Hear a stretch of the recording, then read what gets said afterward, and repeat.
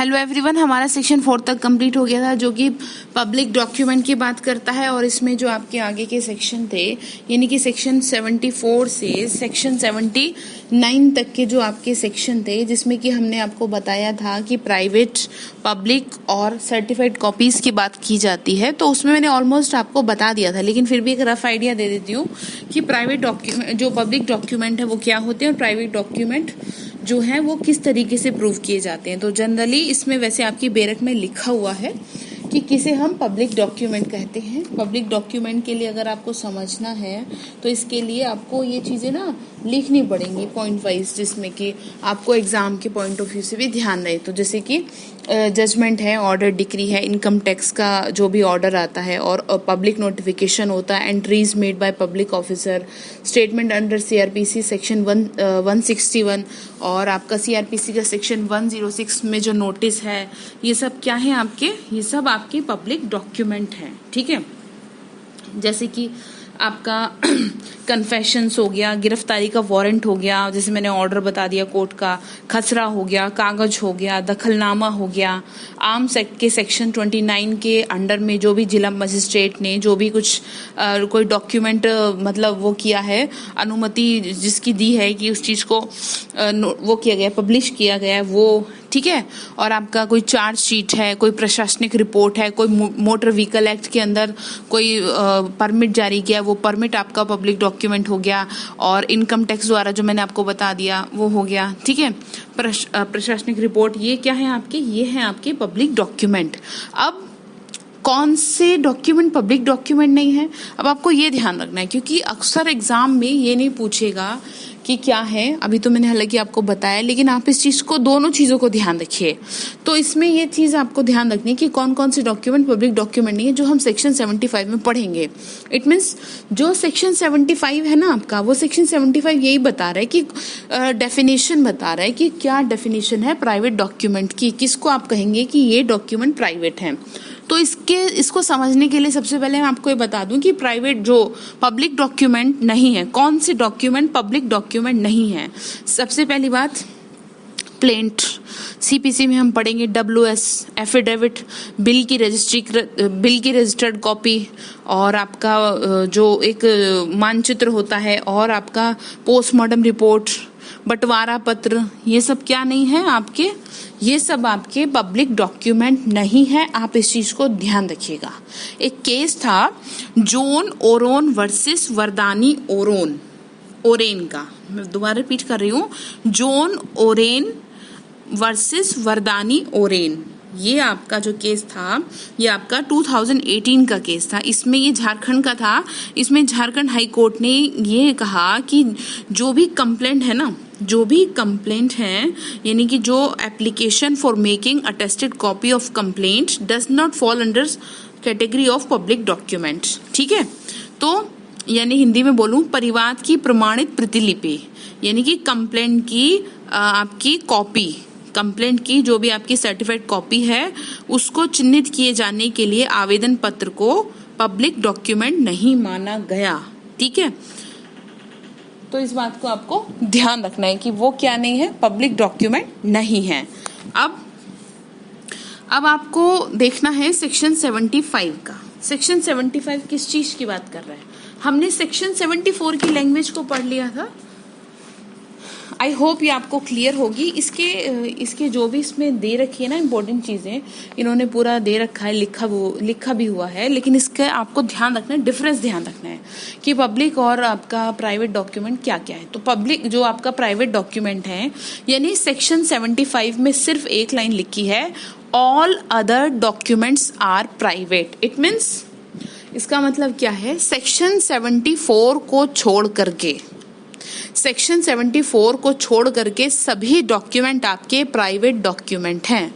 जैसे कि अगर एग्जांपल मैं लूं, जैसे कि आपका कॉन्ट्रैक्ट्स हो गया, मॉर्गेज डीड हो गया, लीज हो गया, ठीक है, और ये जो मैंने आपको बताया ना, ये सब क्या है, आपके प्राइवेट डॉक्यूमेंट हैं। तो इतनी बात आपको समझ में आ गई। इसमें आपको इतना, अब प्राइवेट डॉक्यूमेंट को प्रूव कैसे किया जाएगा, ये भी मैंने आपको बता दिया था कि किस तरीके से हम इसको क्या करते हैं, प्रूव करते हैं। जैसे कि मैंने बोला था ना, जो private document is generally proved bye original ठीक है, जैसे कि प्राइमर एविडेंस जो कि हम कहते हैं प्राइमरी एविडेंस। ओरिजिनल से अगर आप इसे करेंगे तो वो क्या होगा आपका as an primary evidence admissible होगा। तो इस चीज को आप क्या करेंगे, ध्यान रखेंगे, क्योंकि इस तरह के क्वेश्चंस काफी एग्जाम में पूछ दिए जाते हैं। तो 75 आपका हो गया। अब 75 के बाद सेक्शन 76 को देखते हैं। 76 को समझने के लिए अगर आपने कोर्ट में थोड़ी सी भी प्रैक्टिस की होगी तो आप अच्छे से समझ पाएंगे इस चीज को। नहीं भी की होगी तो भी कोई दिक्कत नहीं है। इसके लिए सर्टिफाइड कॉपी एक वर्ड यूज किया गया है इसमें, ठीक है, कि सर्टिफाइड कॉपी होती है। उस सर्टिफाइड कॉपी को किस तरीके से आप क्या है पब्लिक ऑफिसर से किस तरीके से प्राप्त करेंगे, इस तरह की बात की गई है। मैं एक रफ आइडिया दे देती हूँ आपको। मैंने पहले भी बताया था, सर्टिफाइड कॉपी ली जाती है कोर्ट से। किस चीज की? आपकी डिग्री की हो सकती है, आपकी ऑर्डर की हो सकती है, आपकी जजमेंट की हो सकती है, ठीक है। और उसके लिए भी आपको क्या करना पड़ता है, फीस जो भी होती है उसमें जितने रुपए की भी टिकट लगती है वो फीस आपको पे करनी पड़ती है। और उसमें जो इस सेक्शन में आपके दे रखी है ना रिक्वायरमेंट, ऑलमोस्ट उसमें थोड़ी बहुत आपको कंप्लीट करनी पड़ती है, ठीक है। जैसे कि आपका जज का नाम हो गया, आपका जो भी केस नंबर हो गया, एप्लीकेंट का नाम हो गया, या रेस्पोंड जो भी आपकी केस की डिटेल है वो आपको उस फॉर्म में फिलअप करनी पड़ती हैं। तब जाके आप उसे काउंटर पे जमा करते हैं और जो भी रिक्वायरमेंट फीस होती है आप उसको देते हैं। तब जाके आपको वो सर्टिफाइड कॉपी उस पब्लिक ऑफिसर से, यानी कि जो कोर्ट में बैठा है व्यक्ति, वो सर्टिफाइड कॉपी देने के लिए वो उससे आपको मिलती है। और वो अपने पास भी रिकॉर्ड रखता है और आपको भी उस चीज की देता है और स्टैंप लगा के देता है, डेट लगा के देता है, डेट भी लिख के देता है, साइन भी करके देता है, सारी चीजें करके देता है। आपको इतनी बात समझ में आ गई। अब ये जो आपका सेक्शन 76 कह रहा है, सेक्शन 76 यही बात बता रहा है जो मैंने आपको अभी पढ़ने से पहले बता दी।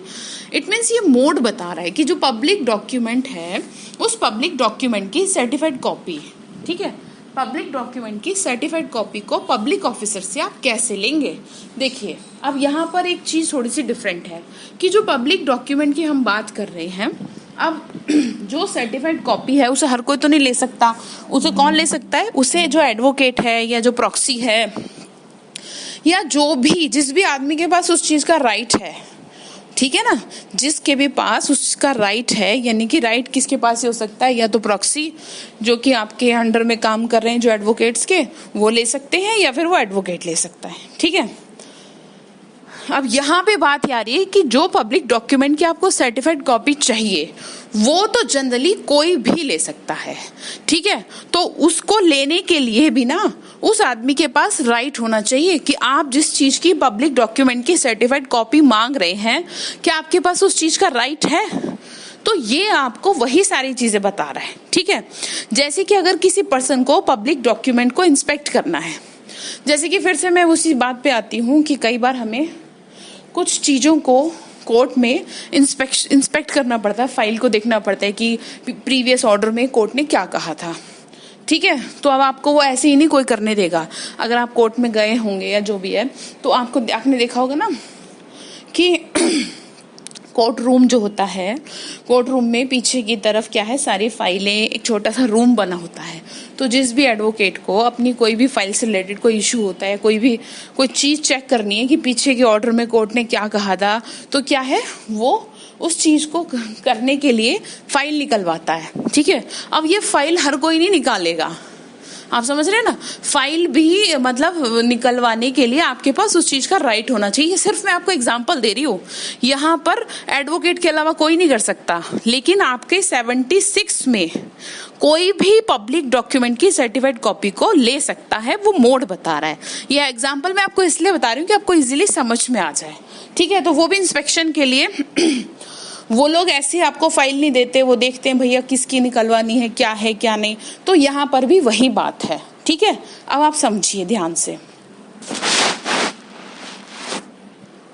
अगर किसी पर्सन को पब्लिक डॉक्यूमेंट को इंस्पेक्ट करना है और उसके पास उस चीज के लिए राइट भी है, ठीक है, तो ऐसा करना जिस चीज का उसके पास राइट है ऐसा करने का, तो वो उस पब्लिक ऑफिसर के पास जाता है। जैसे कि मैंने आपको बताया कि वो जो विंडो बनी होती हैं कोर्ट के बाहर होती हैं, या वो तो हर कोर्ट की अलग अलग जगह होती है, तो क्या करता है वो पब्लिक ऑफिसर के पास जाता है, ठीक है।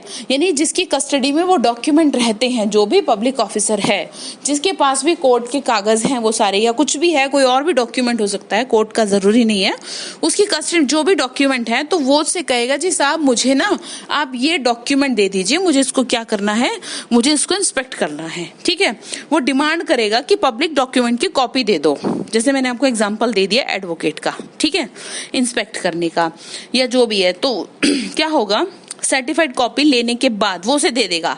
वो सर्टिफाइड कॉपी लेने के मतलब कॉपी लेगा तो डिमांड के बाद, तो पब्लिक ऑफिसर क्या करेगा, उस कॉपी की जो भी फीस होगी, जैसे मैंने आपको बताया ना फीस पे करनी पड़ती है, जैसे कि कहीं 5 रुपए की टिकट लगती है कोर्ट में, कहीं कितने की लगती है, या कहीं और दूसरे डॉक्यूमेंट्स के लिए कोई दूसरी फीस होती है, तो वो क्या करेगा पब्लिक ऑफिसर उसको बताएगा जी इसकी इतनी फीस है, तो वो उस फीस को ले करके तो क्या कर देगा, उसको सर्टिफाइड इशू कर देगा। इतनी बात क्लियर हो गई। और वो कॉपी पब्लिक डॉक्यूमेंट की, ठीक है, जो कि वो उसको दे रहा है, उस कॉपी के फुट में वो एक सर्टिफिकेट अफिक्स करेगा।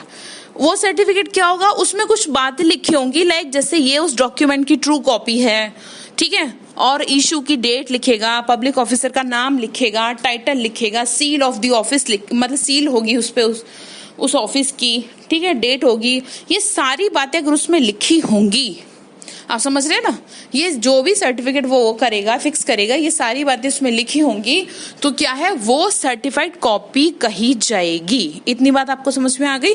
क्या बताया मैंने, ये मोड बता रहा है, तरीका बता रहा है कैसे आप पब्लिक ऑफिसर से किस तरीके से सर्टिफाइड कॉपी ले सकते हैं। उसके बाद कंडीशन, अब इसकी भी कुछ कंडीशन है।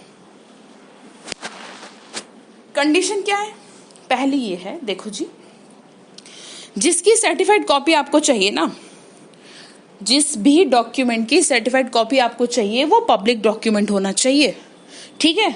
दूसरा, आपके पास राइट होना चाहिए कि आप उसे इंस्पेक्ट कर सकते हैं। मैंने आपको बोला ना, या तो एडवोकेट हो, या उसका प्रॉक्सी हो, या ट्रेनी हो, कोई तो ऐसा हो कि जो हाँ इस मामले की परिस्थिति को समझता हो, उस चीज की कीमत समझता हो, ठीक है। राइट होना चाहिए उस चीज को इंस्पेक्ट करने का। इतनी बात क्लियर। तीसरा क्या है, नेसेसरी फीस जो भी हो, वो उसके बिना तो कुछ होगा ही नहीं, फीस तो देनी पड़ती है ना, वो आपने दे दी हो। उसके बाद क्या है, और जो एप्लीकेंट है, जो भी एप्लीकेंट है उसने एप्लीकेशन फाइल की हो, विटनेस ऑफिसर वो एप्लीकेशन फाइल की हो किसके पास, जो भी फीस जमा करी है, जो भी ऑफिसर था उस टाइम उसके पास। दोबारा से मैं बोल रही हूँ कि जो भी एप्लीकेंट है ना, और एप्लीकेंट ने एप्लीकेशन फाइल की हो विद फीस, एप्लीकेंट ने एप्लीकेशन फाइल की हो विद फीस ऑफिसर के सामने जिसके पास वो डॉक्यूमेंट है। यानी कि जी जैसे मैंने आपको बताया कि मैंने वो जब कोर्ट से सर्टिफाइड कॉपी ली जाती है तो पहले एक फॉर्म जमा किया जाता है, तो वो फॉर्म अगर सेक्शन 76 की लैंग्वेज में बोलूं, वो कंडीशन पूरी की हो उस पब्लिक ऑफिसर के सामने, तभी क्या होगा, वो सर्टिफाइड कॉपी मुझे मिलेगी। आई होप सेक्शन 76 आपको क्लियर होगा। नहीं है कुछ क्लियर तो आप मुझसे कमेंट बॉक्स में पूछ सकते हैं। आप बाकी आगे के सेक्शन को कंटिन्यू करते हैं।